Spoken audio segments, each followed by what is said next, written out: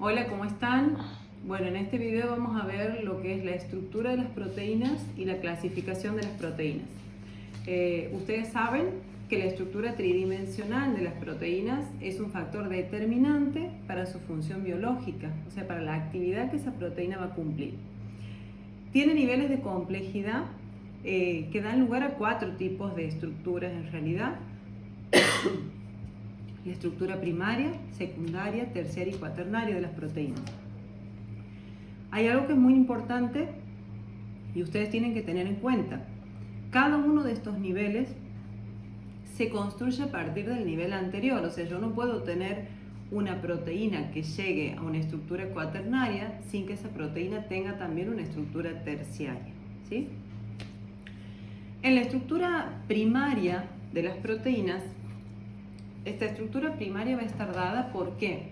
Por la secuencia lineal de los aminoácidos, ¿sí? O sea, qué aminoácidos y en qué orden están dispuestos en esa cadena polipeptídica. Y esto va a estar dado ¿por qué? Va a estar dado por el ADN. Si ustedes se acuerdan, el ARN mensajero que sale del núcleo para después relacionarse con un ribosoma y de esa manera poder sintetizar una proteína, es el ARN mensajero el que trae la información de cuáles van a ser estos aminoácidos y en qué orden van a estar en esta cadena. Obviamente ya sabemos también que cada uno de estos aminoácidos se va a ir uniendo a partir de enlaces peptídicos que son los que están marcaditos en rojo aquí. Ahora, cuando hablamos de la estructura secundaria de las proteínas, ya nos referimos ¿a qué? Al espacio, a la disposición espacial que adquiere esta cadena polipeptídica en el espacio. Y eso va a ser consecuencia de 2 cosas.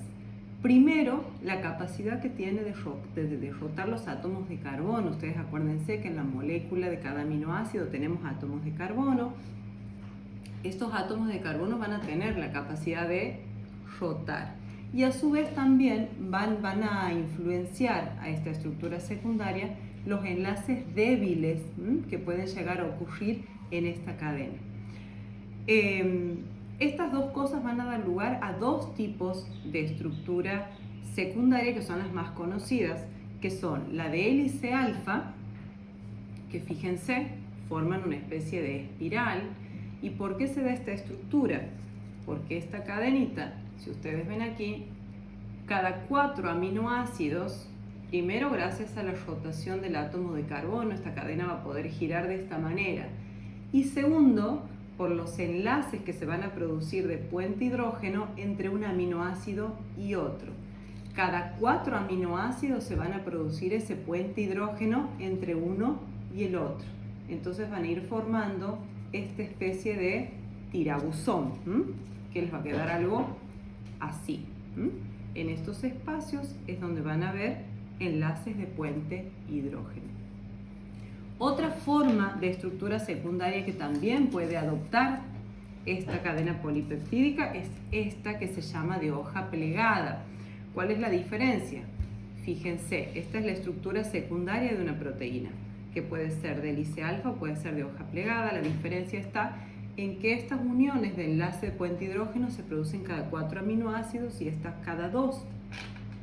A su vez, en la hoja plegada, esta tiene la característica de que necesito una cadena polipeptídica larga. Esa cadena polipeptídica larga, ¿sí?, va tomando esta forma, se van poniendo como de manera paralela y entre ellas también se van a formar interacciones y uniones de puente hidrógeno y van a formar esta especie de lámina plegada. Bien, cuando hablamos de estructura terciaria de las proteínas, estamos hablando ya de que esta estructura secundaria, ¿sí?, se vuelve a plegar o se vuelve a enrollar sobre sí misma. ¿Por qué? ¿Cuál va a ser o cuáles van a ser los enlaces que van a ayudar a que esto ocurra?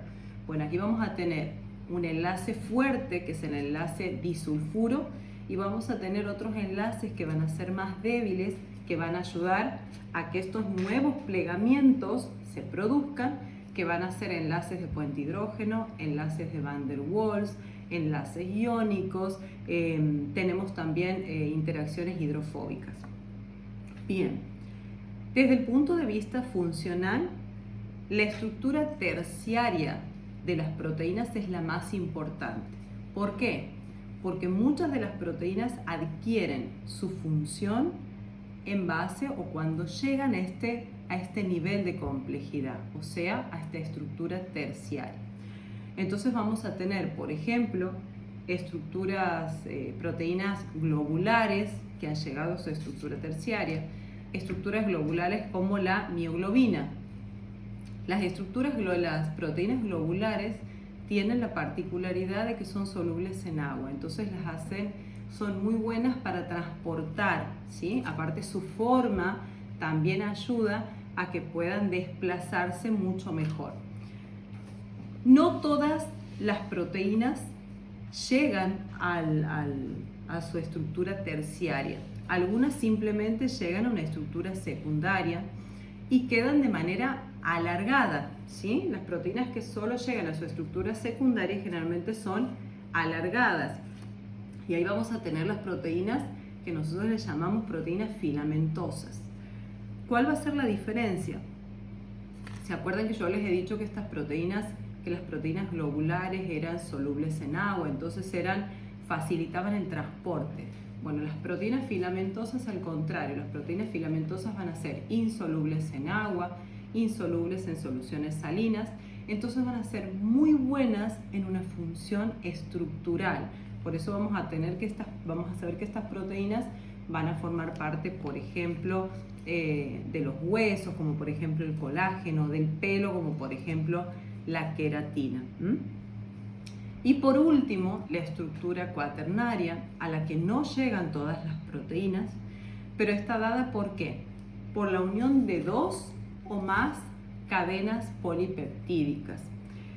Estas cadenas polipeptídicas pueden ser iguales o pueden ser diferentes. ¿Qué quiero decir con esto? Que yo puedo tener una proteína formada por 4 cadenas polipeptídicas, donde 2 de esas cadenas sean hojas plegadas y 2 de esas cadenas sean hélice alfa. Estas se unen mediante enlaces débiles para formar una única proteína que va a tener una función determinada. Un ejemplo de una proteína con estructura cuaternaria es la hemoglobina, que también sirve como transporte, tiene una función de transporte. Ustedes saben que la hemoglobina transporta oxígeno y dióxido de carbono y forma parte de nuestros eritrocitos. Bien, hasta ahí lo que es estructura de las proteínas.